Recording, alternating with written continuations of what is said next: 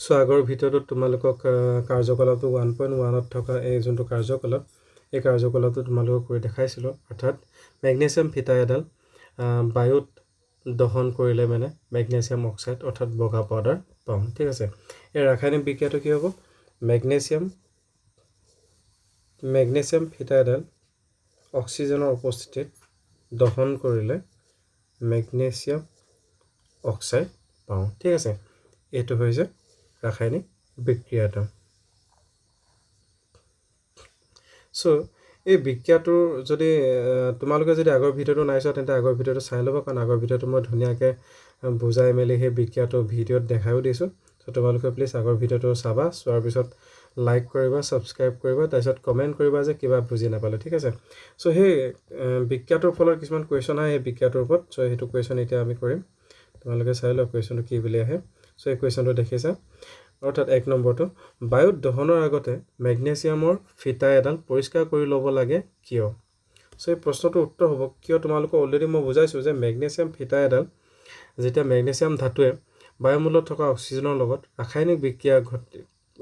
বিক্ৰিয়া কৰি মেগনেছিয়াম অক্সাইডৰ এটা তৰপ সৃষ্টি কৰে সেই তৰপটোক আঁতৰাবৰ কাৰণে আমি মেগনেছিয়াম ফিটাডাল বালিয়া কাগজেৰে পৰিষ্কাৰ কৰি লওঁ যাতে আমাৰ কাৰ্যকলাপটো বা আমাৰ সেই প্ৰক্ৰিয়াটো সফলভাৱে ৰূপান্তৰিত কৰিব পাৰোঁ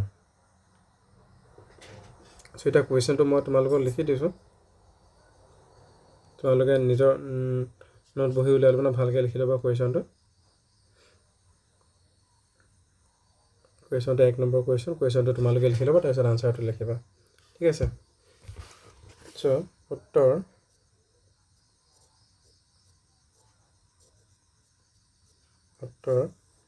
ভালদৰে তোমালোকে নিজৰ বহীত লিখি ল'বা বায়ুত দহনৰ আগতে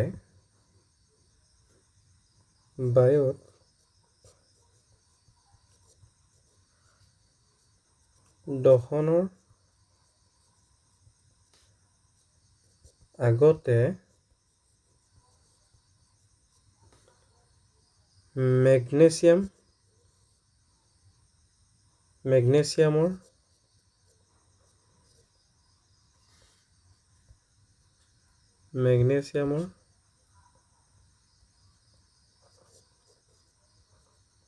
ফিটা এডাল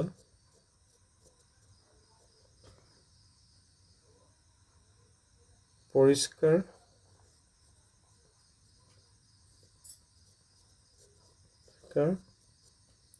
কৰি ল'ব লাগে কিয়নো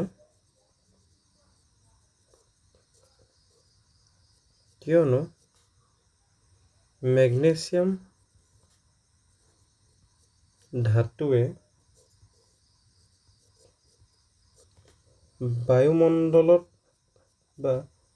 বায়ুমণ্ডলীয়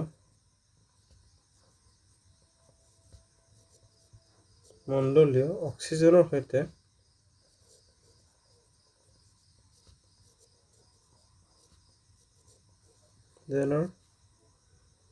সৈতে বিক্ৰিয়া কৰি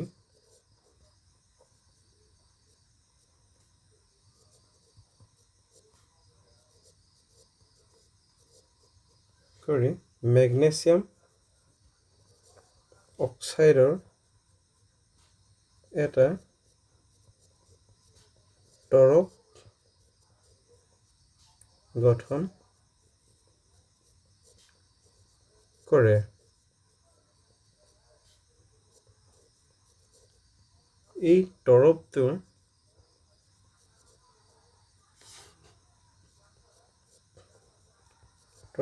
বাবে মেগনেছিয়াম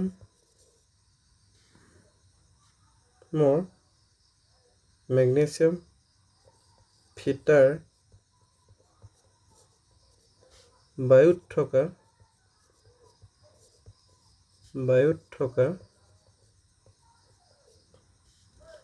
অক্সিজেনৰ প্ৰত্যক্ষ সংযোগ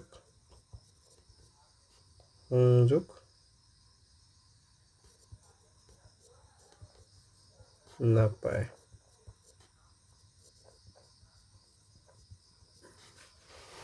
ঠিক আছে সো তোমালোকে এনেদৰে লিখি ল'ব পাৰা এক নম্বৰ কুৱেশ্যনটো আনচাৰ নতুবা তোমালোকে এই উত্তৰটোকে তোমালোকে আৰু অন্য প্ৰকাৰ লিখিব পাৰা ওপৰ ইয়াতে ফণ্টৰখিনি যদি তোমালোকে কাটি দিয়ে বা মোহাৰি দিয়া যে মেগনেছিয়াম ধাতুটো মই এক্সট্ৰাকৈ লিখি দিছোঁ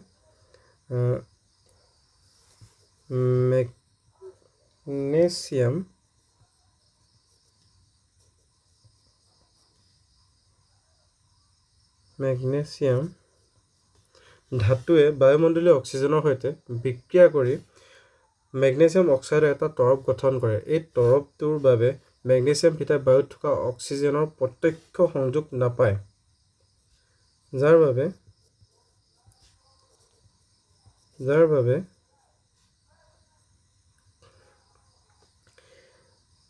বাবে মেগনেছিয়াম ফিতা এডাল বায়ুত দহনৰ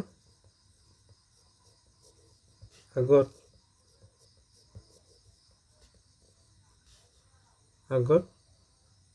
পৰিষ্কাৰ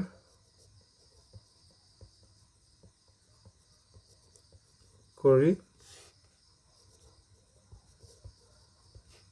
ল'ব লাগে সো তোমালোকে যিদৰে ভাল পোৱা লিখিবা যিদৰে পঢ়ি ভাল পাবা সেইদৰে তোমালোকে লিখি ল'বা ঠিক আছে